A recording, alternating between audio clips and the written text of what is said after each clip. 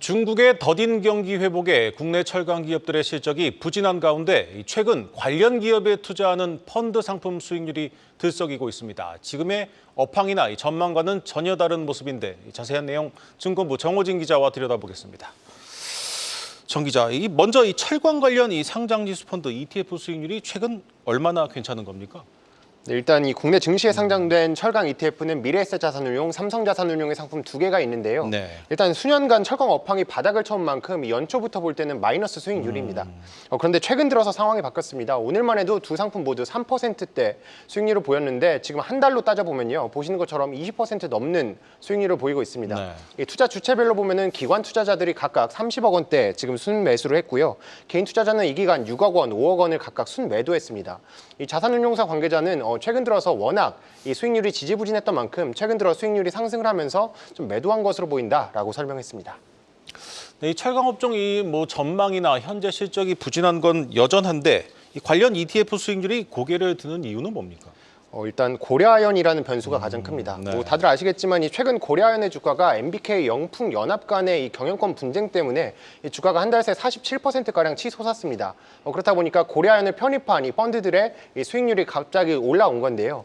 제가 국내 증시에 상장된 지금 펀드 중에서 이 고려아연을 지금 30% 이상, 두 자릿수 이상 편입한 상품이 총 3가지가 있는데 보시는 것처럼 수익률이 각각 두 자릿수대를 기록하고 있습니다. 네. 근데 당장 이 기간 동안 철강 업황이 나아진 건 아니거든요.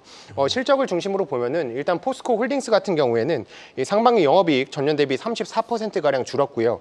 또 2위인 현대제철은 지난해 4분기에 영업 적자를 내고 그 이후로도 부진을 이어가고 있습니다. 증권가에서는 다가오는 3분기 실적 발표에서도 이 두 기업 모두 전년 대비해서 좀 실적이 부진할 것이다라고 내다보고 있습니다. 네, 첫 번째 이유는 사실 업황과는 전혀 상관이 없는 이 경영권 분쟁 이벤트 때문인데 그렇다면 그 다음 이유는 뭡니까? 물론 당장 지금 업황이 좋지는 않지만 앞으로 그래도 살아날 것이다라는 기대감 자체는 조성이 되고 있습니다. 네. 일단 이 중국의 대규모 부양책 때문인데요. 이 지난 9월 24일에 이 중국이 대규모 부양책을 발표한 이후에 이 국내 철강 기업들의 수익률을 한번 살펴보시면 이 기간만 따져보면은 고려아연보다도 웃도는 이런 수익률을 기록을 했습니다. 네. 당장 이 철강 업황이 오랜 기간 부진했다라고 말씀을 드렸는데요. 이 철강 업황이 부진했던 이유의 이 근본적인 원인은 중국 부동산 시장의 부진 때문이었습니다. 이 중국의 주택 가격이 보시는 것처럼 하락을 하면서 이 신규 주택을 짓는 면적도 줄어들었고요.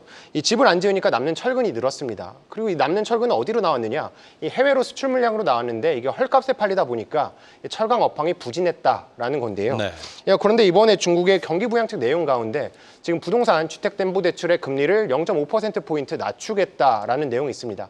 그렇다 보니까 중국의 건설 시장이 살아나고 이 이후에는 철강의 업황이 반등할 수 있지 않겠느냐라는 기대감이 형성이 된 겁니다. 다만 일각에서는 이 기대감이 너무 과도하다라는 우려의 시선도 상존하고 있습니다.